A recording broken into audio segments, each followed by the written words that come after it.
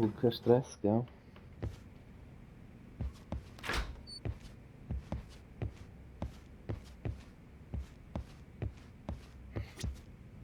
Are we ready, Yagami-san? Let's start with our visit to Mamiya-san, if that sounds reasonable to you. Yeah, let's start there. So, the victim's story is completely in line with her court testimony, huh?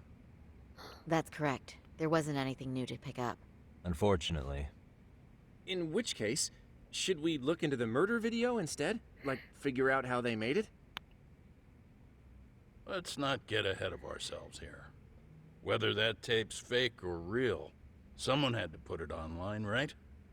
Do we have any theories on who that might be? Well, the footage showed enough of the surroundings to make the crime scene clear. As somebody who's been there, I can confirm that the blood splotches match what you see in the footage. Which means...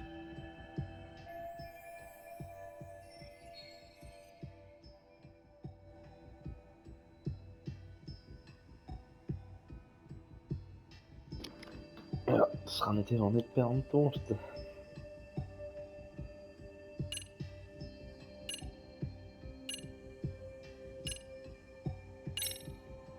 the murderer's accomplices Guten have to be Tag, the Boo. ones who posted it for him. Yeah, I can't see it any other way. I also agree with Yagami-san.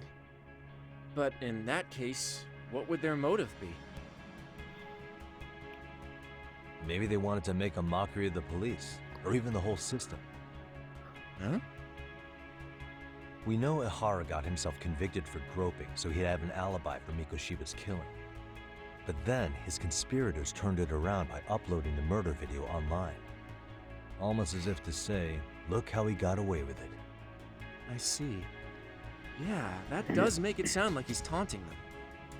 That's well and good, but I'd like to shift gears. Let's talk about the actual fabrication of the video.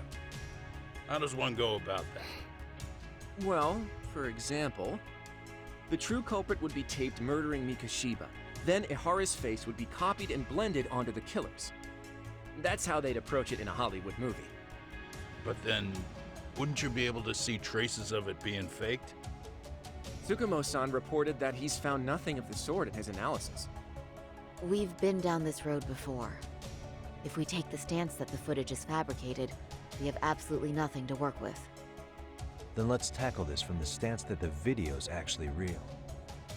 If that's the case, there has to be a flaw in the groping issue. I think we've collected enough evidence to find it too. So, what does this do for us?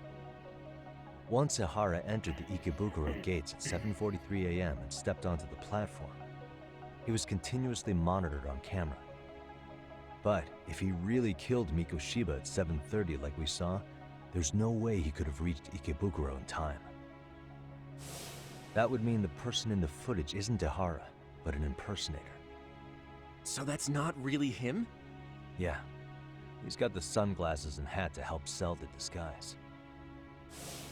Wait, if that's the case, after murdering Mikoshiba, wouldn't Ihara have to swap places with the stand-in sometime before being detained?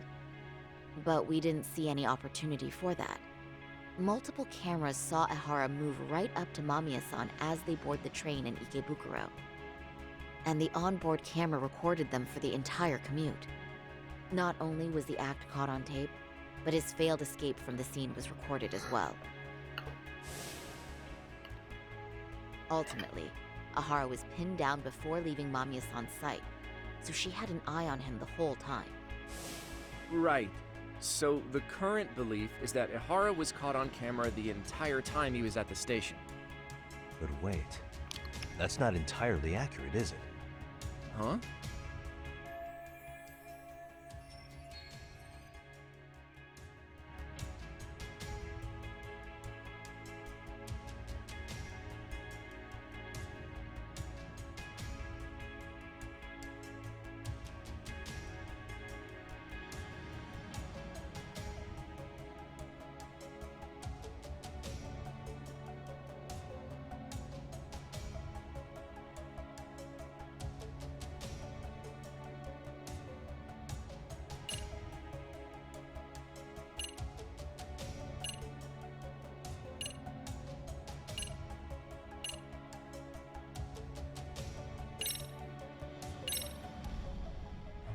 Remember how we mocked up a diagram of the Shinjuku station platform?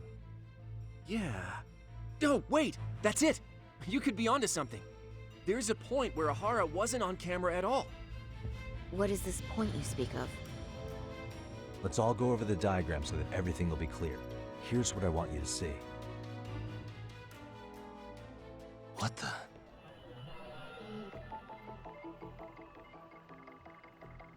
Suspicious.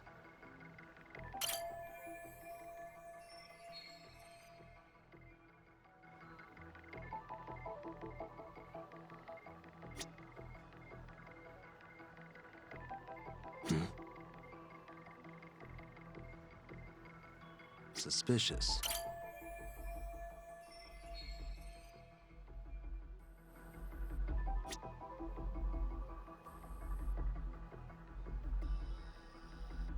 What the?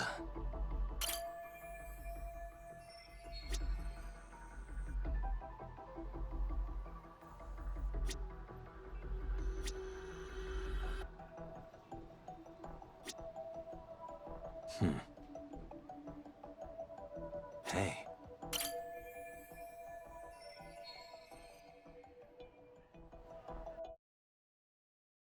It's very brief, but there's a moment where Ihara and Mamiya-san can't be seen by the security cameras. The dotted lines on the arrow represent the camera's blind spot. It does appear so. So you're saying this is where the groper, the fake Ihara, traded places with the real one? Can't say it's impossible, right? Right. Except if that actually happened, Mamiya-san would have been right behind them at the time. Could the two really swap places without her noticing? In a crowd like that, I think it's feasible. If that really was Ihara's plan, then I'd say he was being careless. Careless? How? Well, on the day of the incident, the station was packed for morning rush hour. That means there was no solid guarantee the assailant could make the switch. He could have been nailed by any random passerby before reaching the blind spot. Good point. Not only that, if Mamiya-san had called for help while the train was still moving, then the first Ihara would have been caught before even reaching the platform. Oh, I mean, yeah! Called it. Think about it, Yagami-san. Why would Ihara's accomplices meticulously plan out every last detail of this alibi, only to leave such a crucial component to chance, as Hoshino-kun pointed out? Oh, just doing my job. True. Good work, Hoshino-kun. In fact, I think that may back up my own take on it. Yeah? What if everything, including the appearance of leaving the plan to chance, was part of the plan? Can you expound on that? I'm saying I agree that such an airtight alibi wouldn't have allowed for contingencies.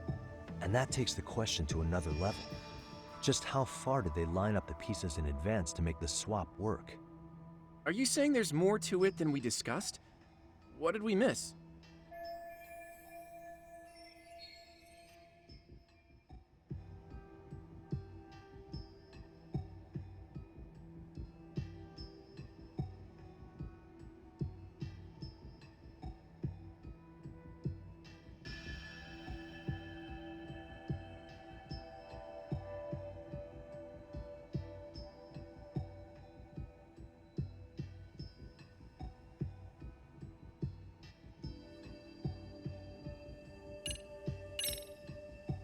I know this won't go over well, but what if Mamiya was colluding with Ihara all along?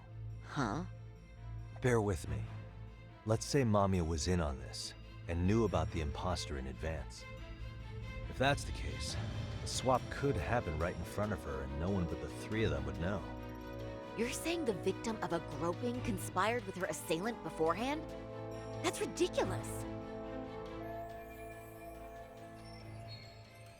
Let me just say, I'm only trying to work out how a swap like that would be guaranteed to work. Now, if Ihara and his stand-in both know that Mamiya will pretend not to have seen them, they can trade places in the blind spot with impunity. Conversely, if Mamiya wasn't in on the plan, the idea of a swap would never work. We can say with certainty that she would have seen the swap, so... she could have even called attention to the real Ihara the moment he stepped in. That way, the people around her would be focused on chasing the correct assailant. The rest is as we know it. They caught Ihara and detained him until the police showed up. Hold that thought. If your theory is accurate, what about Ihara's trace evidence? Remember that fibers of the victim's underwear were detected on his hand. Well, that can also be explained by Mamiya being in on the plan. For example, while the stand-in was showing himself at the security cameras, Mamiya could have easily provided Ihara access to a pair of underwear at the same time. Maybe the stand-in loitered around for so long because he was letting everyone else get themselves in place. It's not impossible. We can work out the other details later, but the point is, Ihara's murder alibi is shot if Mamiya was involved. In summary, it's possible Ihara disgraced himself to secure an unshakable alibi for Mikoshiba's murder. I'll concede that it's an avenue worth pursuing. And when it comes to the prosecution, they can't just admit they got the first case so wrong. Plus, they can't question Ihara about Mikoshiba's murder. In fact, their only option is to claim the tape was faked. So he managed to make a farce out of the system after all. Well, his court case for his son's bullying did get more or less thrown out, didn't it? The school, the investigative committee, and the court all agreed there wasn't enough evidence to convict anyone. No surprise for me that the guy held a grudge against the system for so long. Hold on. Before we all decide on this, What's up? the obvious question to me is why would Mamiya be party to such a crime? She appears more than financially stable, and she's even raising a child. So why would she do something so enormously risky as helping establish a murder alibi? Yeah, I haven't gotten that far yet. But maybe she was promised something that far exceeds the risk. Or maybe Ihara has some kind of dirt on her even? Enough to make her help with a murder? What sort of secret would be big enough to force someone into that corner?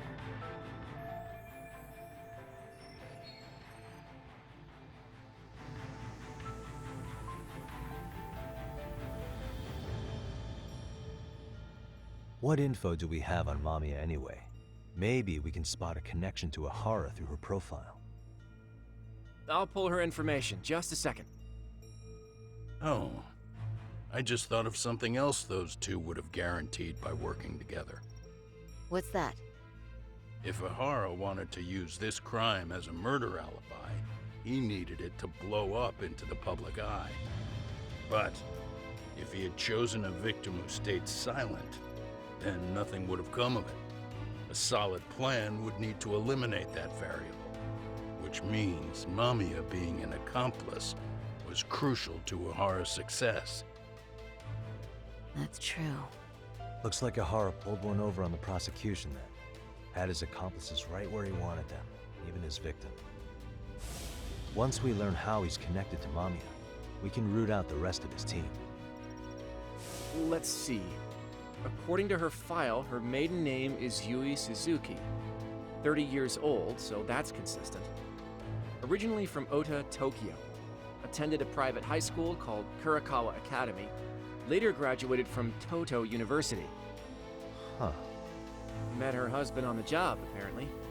Her husband, Taichi Mamiya, is an industrial designer at Techno Zeta Inc.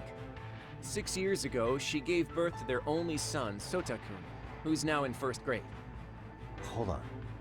You said she went to Kurakawa Academy? I heard that name in Ijincho.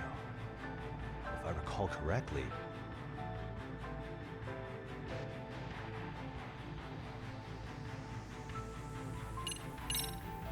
Didn't I just go there to investigate a bullying? Or am I losing it? That Seiryo High you went to? That's what it was. Why did I think they sound similar?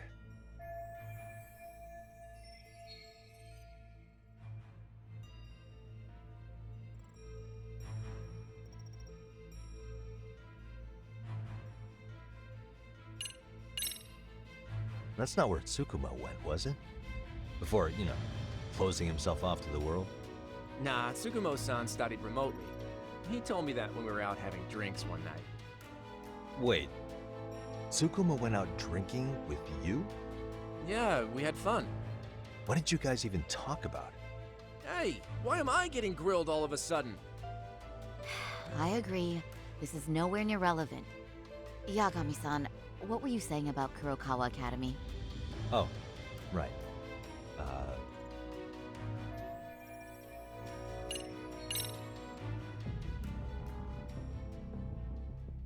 When I went to scope out the murder scene, there were these 3 guys watching the detectives and me. They told us they were just checking things out. They mentioned they're Kurokawa grads too. You have any ID on you? Will my license work? Kake-san, age 30. Akaike-san, age 30. Mommy is 30 as well. What's that got to do with anything? Aren't we trying to find a connection between Mamiya and Ihara? I found the Kurokawa Academy website. Looks like they're pretty prestigious. It's in Tokyo, specifically in Ota. Pretty close to where Mamiya lived. Oh, What? the girls there get such cute uniforms. You little. You want to start all over from the bar exam? Wait, I've seen that uniform before too, actually. Where? On an old picture of a teacher at Seiryo High, Sawa-sensei. Ihara's son confided in her. Is she actually a Kurokawa grad too? I don't know Sawa-sensei's exact age, but she could well be 30. Maybe all of them are even classmates. Could this mean they're actually linked? The victim and her up-to-now unrelated assailant? It's a tenuous link at best. Could fall apart any time. But no true detective alive would pass it up.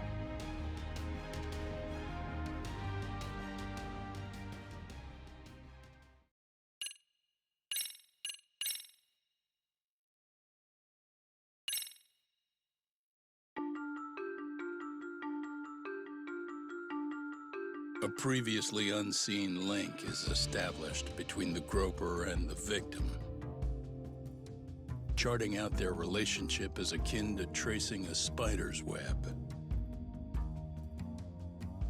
But with each false thread ruled out, only the improbable truth remains. Ihara orchestrated the groping as a diversion, and by tarnishing his name, he secures both an alibi and his ultimate revenge.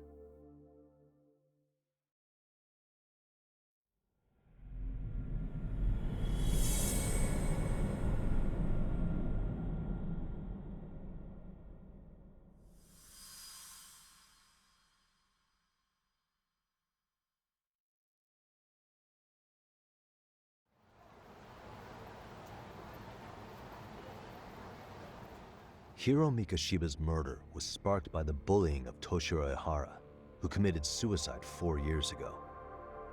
The graphic video that hit the net showed the world how Toshiro's father, Akihiro Ihara, had brutally avenged his son. We also know the father had accomplices. On October 7th at 6:30 a.m., they forced Mikoshiba into a vehicle, took him to an abandoned building, and gravely injured him. Then, around 7:30 a.m., the time frame when Ihara killed Mikoshiba, the other conspirators were probably nearby, even though they weren't on camera. At the same time, 30 kilometers away at Ikebukuro Station, a man who looks like Ihara is caught on camera. We'll call that guy the stand-in. The stand-in made sure he was in front of the cameras for more than an hour before boarding the 9:06 a.m. train, the same one Yui Mamiya was on. After committing sexual battery on that train, he meets the real Ihara in the camera's blind spot, and they change places. That's how he established a false alibi for Mikoshiba's murder. And to achieve this, the victim, Yui Mamiya, had to have been in on it from the start. Sure are a lot of people getting their hands dirty for Ihara. Mamiya, Ihara stand-in on the train, the guys who kidnapped Mikoshiba.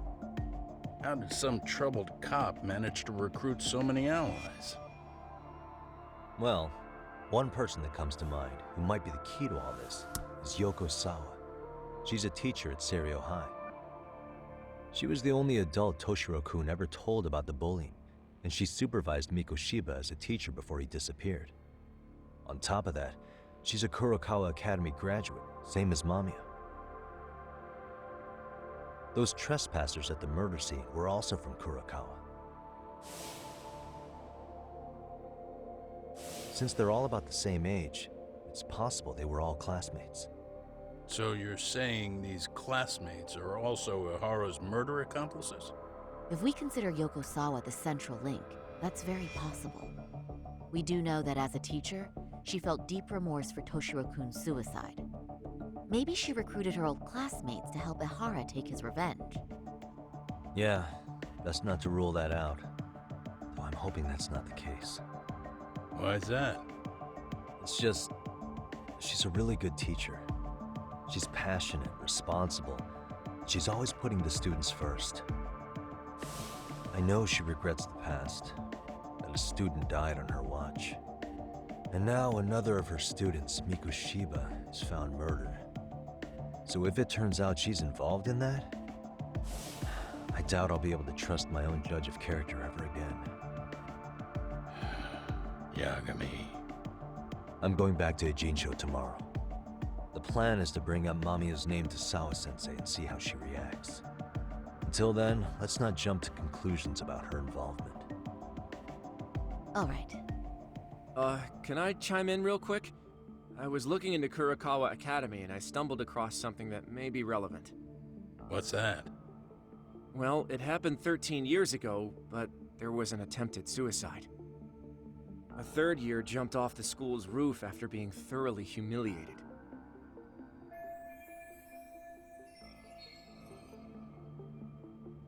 Actually, Sawa-sensei mentioned that. She said it was a boy in her class. Right, that's gotta be the same case then. The student's name was Mitsuru Kusamoto. He's 30 now, but still in a coma. Huh, and all that info's on the net? It wouldn't be normally, but his mother happens to be Vice Minister of the Ministry of Health. Ever heard the name Reiko Kusamoto? Not once. I have. It was on the news. They were talking about her and her son.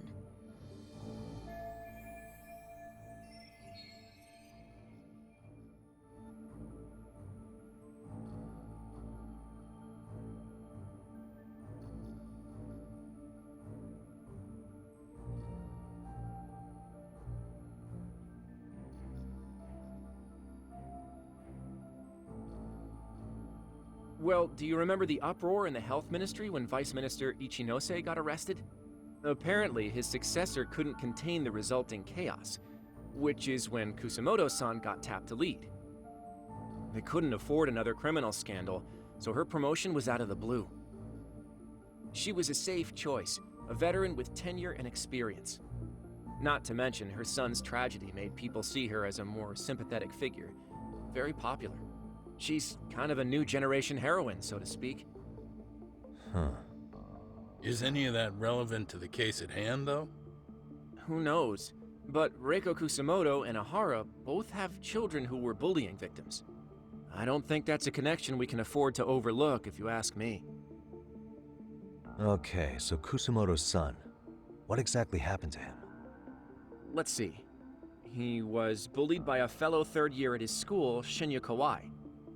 The records say he harassed Mitsuru-kun every day, in and out of school. Well, one time he even stuffed dirty rags in his mouth. That's so cruel. Yeah, and the teacher was a real piece of work. Apparently he knew, but he just smirked and said, "Don't overdo it." Oh, I remember now. The media pounced on that one hard. If they were classmates, then both Sawa-sensei and Mamiya would know about this. And maybe because they couldn't save Mitsuru-kun, their guilt left them open to Ihara's persuasion. But to prove that, we'll have to hear from them directly. I'll talk to Sawa-sensei first thing tomorrow. That'd be helpful. In the meantime, I'll be working on Ihara's appeal. It's clear they missed something important in the trial, since Ihara is apparently innocent of sexual battery. Being that he was out committing murder at the time. What started as a simple harassment case sure has blown up big.